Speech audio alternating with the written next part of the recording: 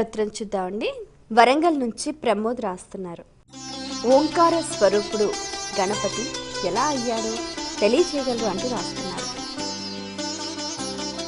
గకార పూర్వ రూపం, అకారో మధ్యమ రూపం, అనుస్వరశ్చాంత్య రూపం, బిందురుత్తర రూపం, నాదసంధానకం, సగుంహితా సంధి, ఏషా గణేశ విద్య గణక ఋషి అంటుంది మనకు అథర్వశీర్ష ఉపనిషత్తు.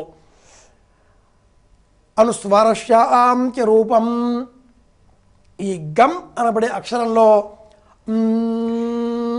అన్న ధ్వని ఆ ఉ మ అనే 3 అక్షరాల రూపాలను కూడా సంతరింపజేసుకుని ఉంటుంది. దానికే మనం గణపతి అని రాస్తున్నాం. ఈ రాసేటటువంటి ఓంకార స్వరూపము ఏ భాషకు చెందింది కాదు. ఏ భాషలో కూడా ఈ రూపానికి సంబంధించినటువంటి నామ నిర్దేశ సూచనలు లేవు. ఇది కేవలం గణపతి రూపమే అని చెప్పాలి.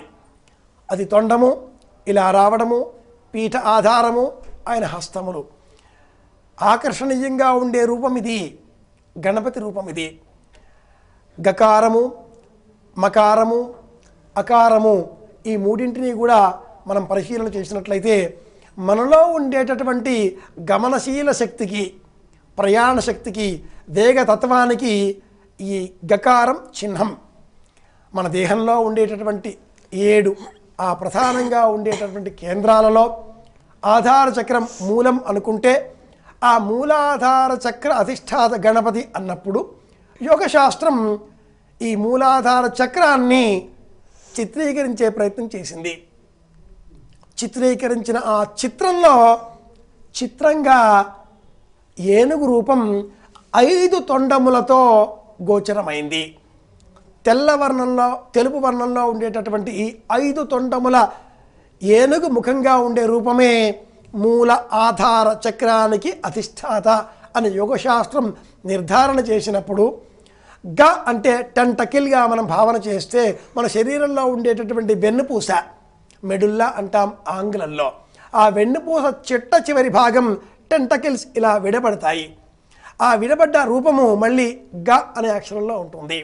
అది చివరికి వెళ్ళి ఓం అనే రూపంగా మారుతుంది. ఇలా ఎన్నో ఊహించుకోవచ్చు, వ్యాఖ్యాతలు ఎన్నో చెప్పవచ్చును గాక. కానీ గణపతి మనకు చాలా పూజనీయమైన దైవం, ఆరాధ్యనీయమైన దైవం.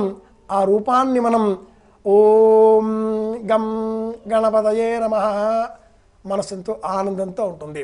త్వం బ్రహ్మాస్త్వం విష్ణుస్త్వం రుద్రస్త్వం ఇంద్రస్త్వం అగ్నిస్త్వం వాయుస్త్వం సూర్యస్త్వం చంద్రమాస్త్వం బ్రహ్మ భూర్భువస్వరోం అని గణపతి అథర్వశీర్ష ఉపనిషత్తు ఇలా చెప్తుంది.